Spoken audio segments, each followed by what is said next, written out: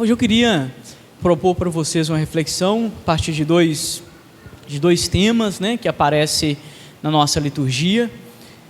O primeiro dele é uma espécie de comparação dos três personagens que aparecem na primeira leitura, na segunda leitura, que é a carta de Paulo aos Coríntios, e no Evangelho.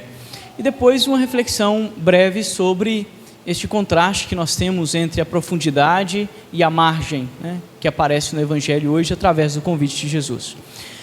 Em primeiro lugar, então, o que a gente poderia pensar, né, observar e rezar com essas três leituras que nós escutamos, né? As três leituras aparecem num contexto de chamado, né, de vocação, a gente poderia dizer, né? Primeira leitura a gente escuta o profeta Isaías narrando, né, este episódio do encontro com Deus, este encontro com o Rei o Senhor dos Exércitos, que provoca temor e que provoca nessa atitude de temor um reconhecimento da humildade, né, do ser humano. E ele vai exclamar assim: ai de mim, eu sou um homem de lábios impuros e vi o Senhor, né? E este ai de mim está carregado por esse sentimento de pequenez mesmo. Como eu disse, né, na homilia de manhã, não é um sentimento de indigência, porque nós não somos indigentes, né? Deus é Deus criador e Pai desde quando Ele se revela, mas é um sentimento de pequenez, um sentimento de humildade, né? Ai de mim, eu sou apenas um homem e Deus me escolheu, né?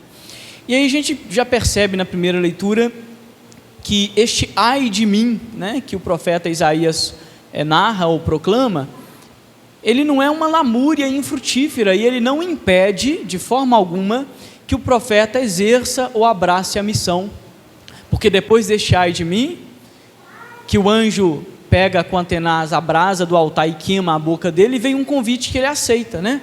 Purifica, os lábios estão purificados, e Deus vai fazer a pergunta: preciso enviar alguém, quem irá por nós? A quem vou enviar? E aquele que proclamou assim, ai de mim, sou um pobre homem, é o mesmo que vai dizer: estou aqui, eis-me aqui, envia-me, né?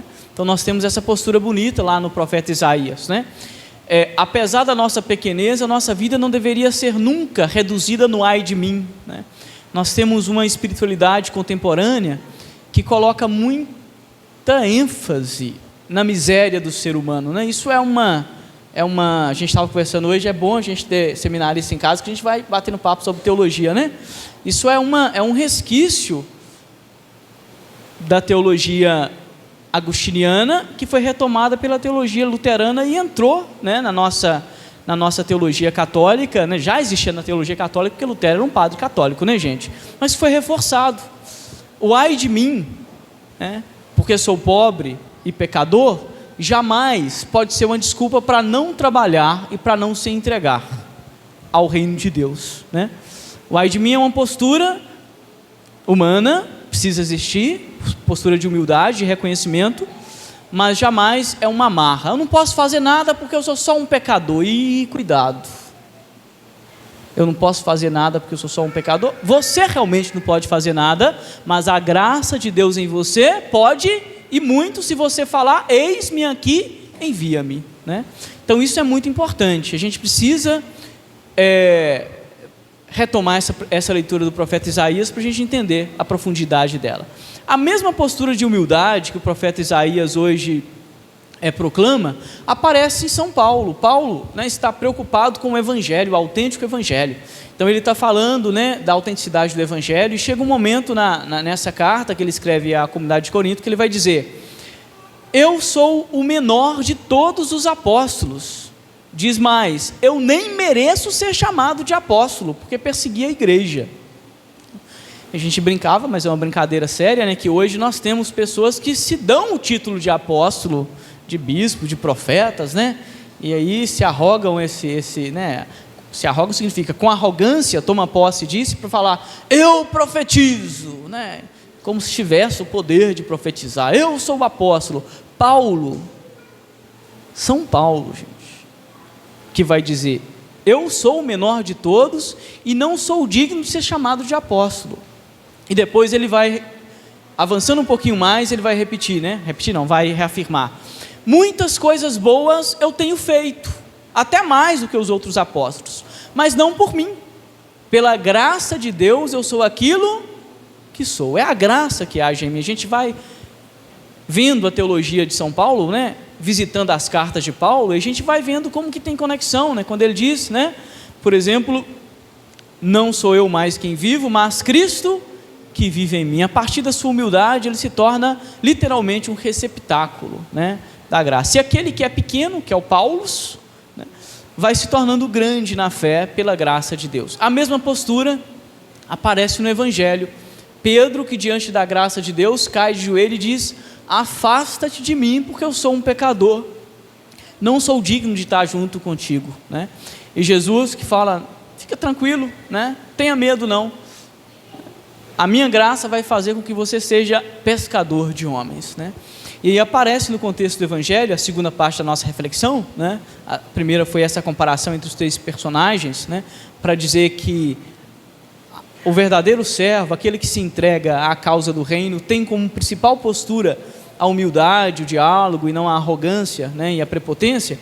Segundo momento da nossa homilia, para ir encerrando, gostaria de pensar um pouquinho com vocês, refletir sobre algumas coisinhas do Evangelho.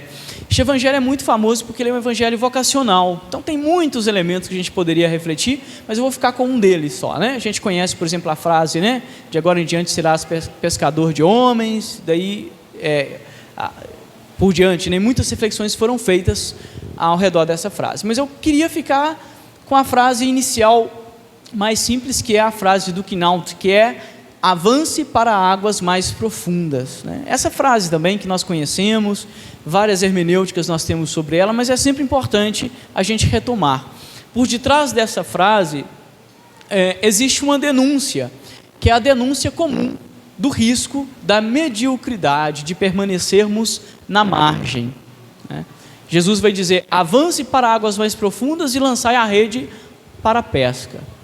São Pedro, meio que encarnando essa possibilidade do medo e da mediocridade, vai dizer: Senhor, trabalhamos a noite inteira e nada pescamos. Depois, uma pausa, mas, em atenção à sua palavra, eu vou lançar a rede. Trabalhou a noite inteira e nada pescou. O Evangelho não diz se ele trabalhou a noite inteira em águas rasas ou em águas profundas, se ele estava na margem ou se ele tinha ido, né, para as águas profundas. Mas quando a gente olha o contexto teológico do que é a cultura de Israel, nós sabemos que navegadores bons eram os fenícios. Israel nunca foi bom em navegação. Israel tem pavor de mar. Isso faz parte da história, da cultura de Israel. Não é um povo marítimo. Não, a gente já sabe isso, né? Historiador aqui é o moço ali. Eu não sou historiador não, mas não precisa ser historiador para saber disso. Então, profundidade, navegar em águas, veem que os discípulos estão atravessando um lago, dá uma ventania, eles já pensam que vão morrer. Senhor, acorda, nós vamos afundar, né? Por isso os milagres de Jesus está sempre relacionado com água, sempre alguma relação com água tem. Ele que caminha sobre as águas para tirar o pavor, né, que significa o mar e as águas na história de Israel. E hoje aparece também isso, né? Avance para as águas mais profundas, e Pedro não quer ir, e dá uma desculpa: a gente já trabalhou a noite inteira, não adianta, e não pescamos nada. É sempre o risco da mediocridade, é sempre o risco que aparece na nossa vida, em todas as dimensões, de ficarmos na margem. E quando nós ficamos na margem, nós nos tornamos marginalizados ou marginais.